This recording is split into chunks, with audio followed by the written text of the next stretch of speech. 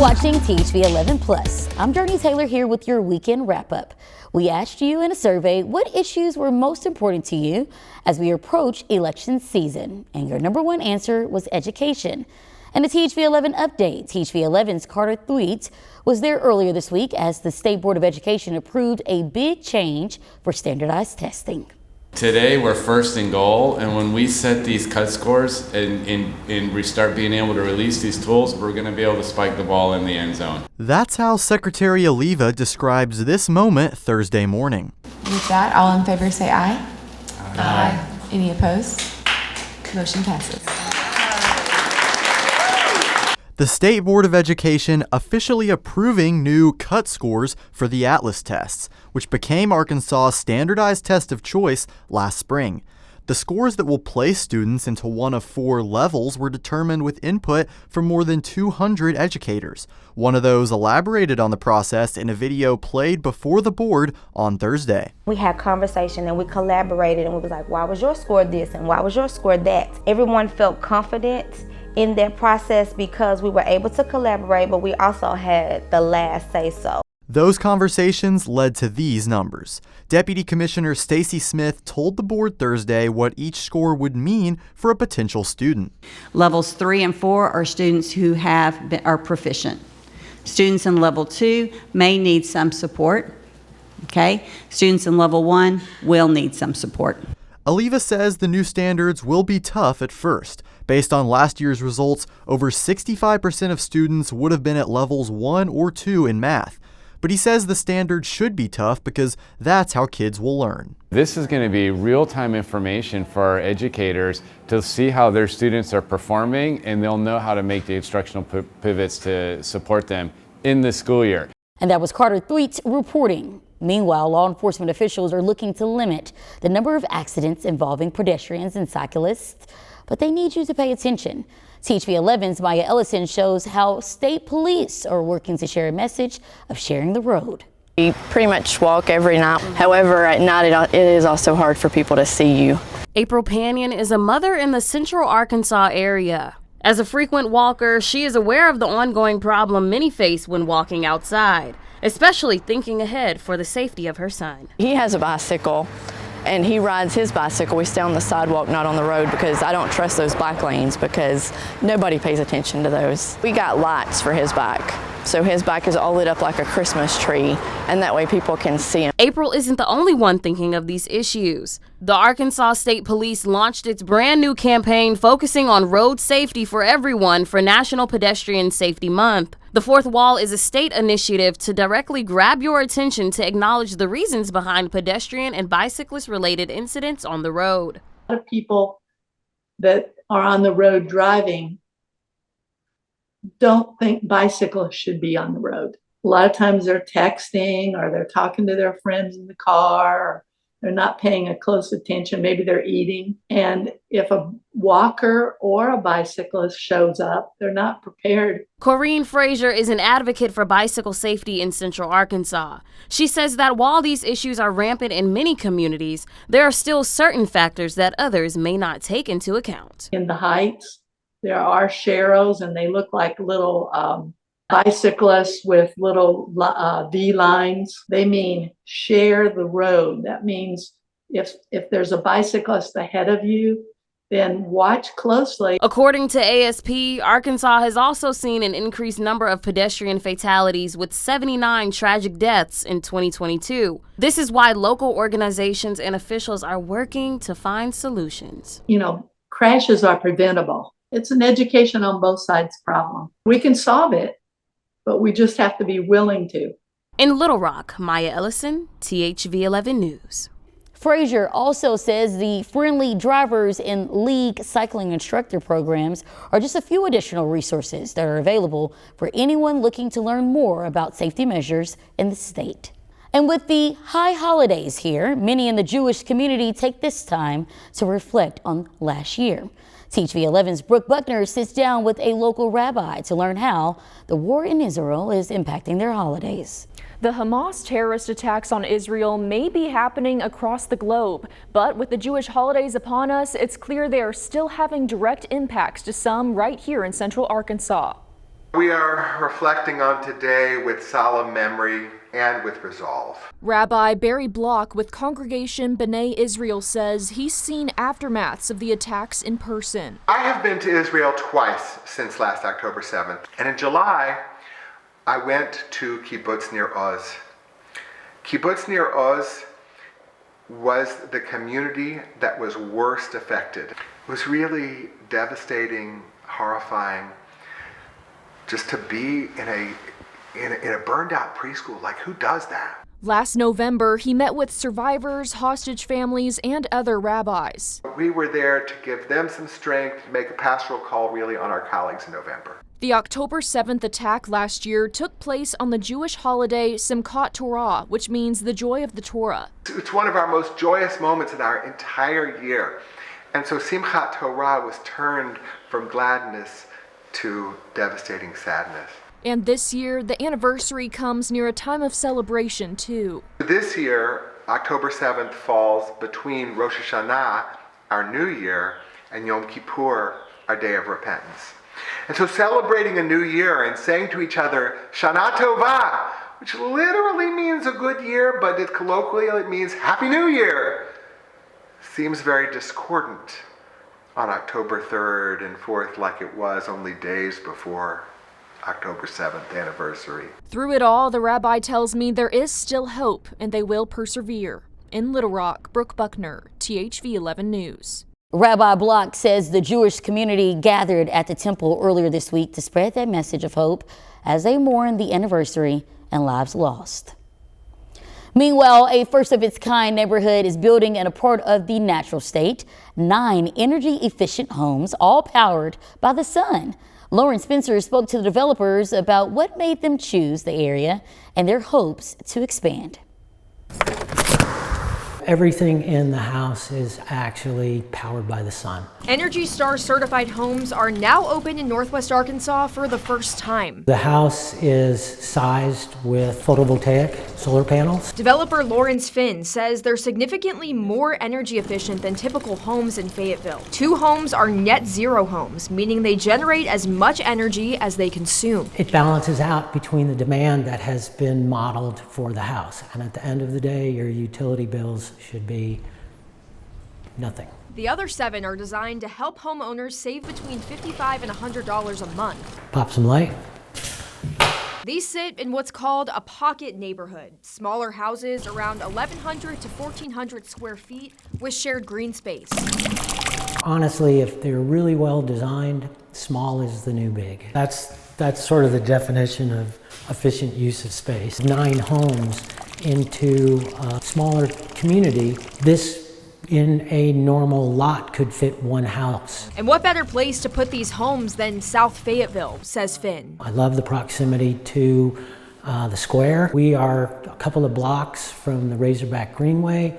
The city is about to invest in Walker Park, which is only 2 blocks to the west. And he says he definitely has room for future projects in the area. It's been outstanding to be able to produce a house that performs as well as these do, that live as well as these do. North Carolina is still grappling with the crushing destruction of Helene. The key battleground state is changing some of its voting rules this week to make sure no one is denied the right to vote. Skylar Henry has more on the razor-thin race and how turnout is very crucial. I think that this is going to be the biggest challenge we face. For election official Jake Quinn, pulling off the vote in Asheville, North Carolina this November is now a Herculean task. We're in the middle of an election right now, and Helene or no Helene, the election must go on. I'm really concerned about folks throughout the community who are stressed like they've never been stressed before. More than 1 million registered voters live in disaster areas, and in 13 counties, accessibility to voting sites and postal services remains severely disrupted. It's a very fluid situation. Karen Bell chairs the State Board of Elections. Many of these communities will be without power, without water, without internet, without cell service, potentially for weeks. Some may even be facing months. And so our job is to figure out, as long as there are citizens in those communities, how do we provide them with voting opportunities so that they can exercise their right to vote? And we will make workarounds with the facilities, with the power supply, and so forth to do that job. Election offices across the state have reopened, with staffers urgently working to restore operations and clear up confusion for those trying to vote. I swear on 10 Bibles, it's my ballot in here. Today, the state election board changed the election rules to help voters impacted by the storm. Early voting hours will be extended, and election officials will be on hand at disaster shelters to assist with absentee voting. Some voters here are determined to make their voices heard. It is critical that we make this vote in this election, regardless of what your circumstances is. I will come pick you up. I will come pick you up and take you to vote. And in a crucial battleground state where margins matter, resilience is on the ballot. Skyler Henry, CBS News, Asheville, North Carolina. THV11 is your election central, and we're getting you ready to cast your ballot. All week long, we heard from the candidates hoping to represent our state in Washington, D.C. Now, if you miss this debate or any of the political matchups this week, don't worry. THV11 has you covered. You can stream them anytime on the THV11 Plus app. It's always free to download to your Fire TV, Roku, or Apple device. Artificial intelligence is being used in ways one never could imagine. Just ahead, learn how shoppers are using it to their advantage. Millions of Americans are already shopping for holiday gifts, and many are using the latest technology to find the perfect present. Megan Schiller explains. Forget the outdated browse and buy strategy. Young shoppers want the help of artificial intelligence this year. I use AI for ideas, so like that ChatGPT, it's all the ideas, it gives you a list. A new survey from Fiverr shows 54% of Gen Z is using AI to assist with holiday shopping. Fiverr's Laura Podesta says the tech can be used in several ways. Some Gen Zers said that they plan to use ChatGPT to find the best prices. Some are using AI to search for gifts. We put a prompt in ChatGPT asking for Christmas gift ideas for my aunt who loves birds and knitting, and the results were not too bad. A stylish bird feeder, a luxury yarn, or online knitting classes. Google also offers AI results for gift ideas. Podesta says retailers think these features will capture the shopping habits of Gen Zers. We know that 70% of businesses plan to invest in AI. 39% are upping their social media ads. 35% are investing in influencer marketing strategies. So they do believe they have a good hold on who their customer is and where their customer is. And stores hope AI can lead to higher sales. 43% of Gen Zers say they do plan on spending more for holiday shopping this year than last year. I'm Megan Schiller, CBS News, Pittsburgh. Still ahead, we're introducing you to a coach stepping up to potentially save another's life. The preparation for coaches across the state behind the football field. Here in Arkansas, the steel industry has increased by 39% over the last 15 years, according to the Arkansas Economic Development Commission.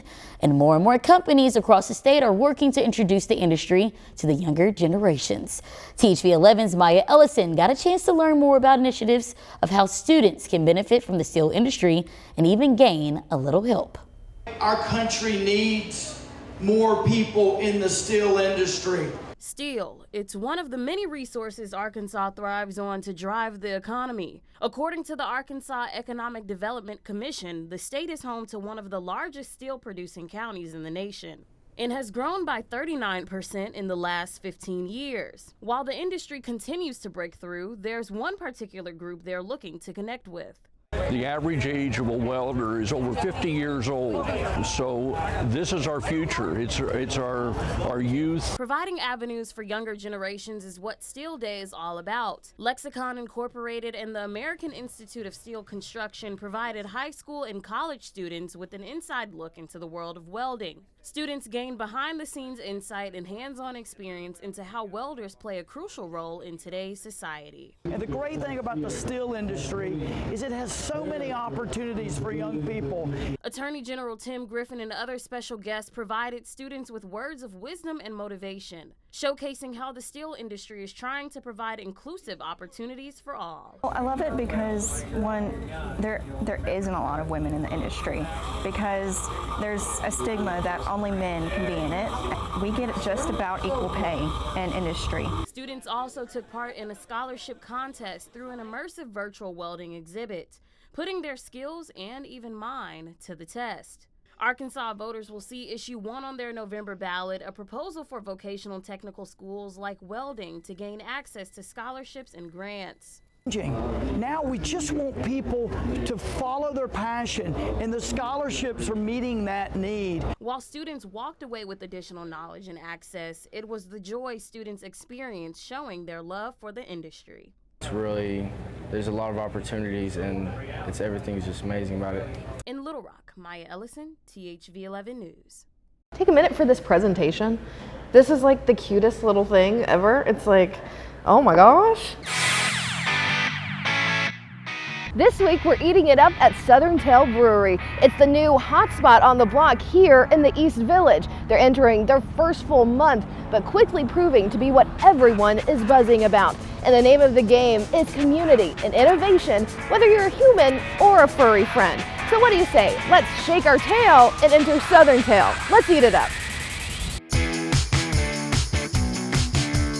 For us, it was always going to be the East Village. It was always going to be in this area, and that's because we know in other cities, this is what makes a great craft beer scene. Little Rock is super fortunate that we have, within here, we have Vino's, we have Lost 40, we have Camp Taco, we have Moody Brews, and Stone's Throw, right? So we've got amazing neighbors, and we're excited to be a part of that fabric of this area.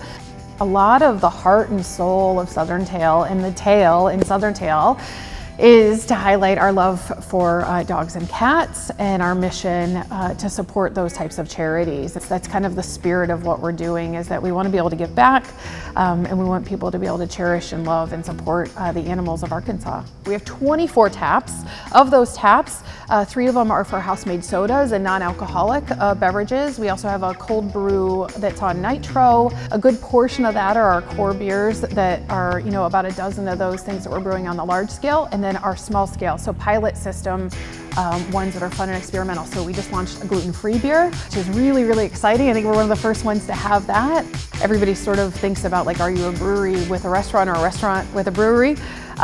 We like to sort of be squarely in the middle, right? Our food is as important as our beer.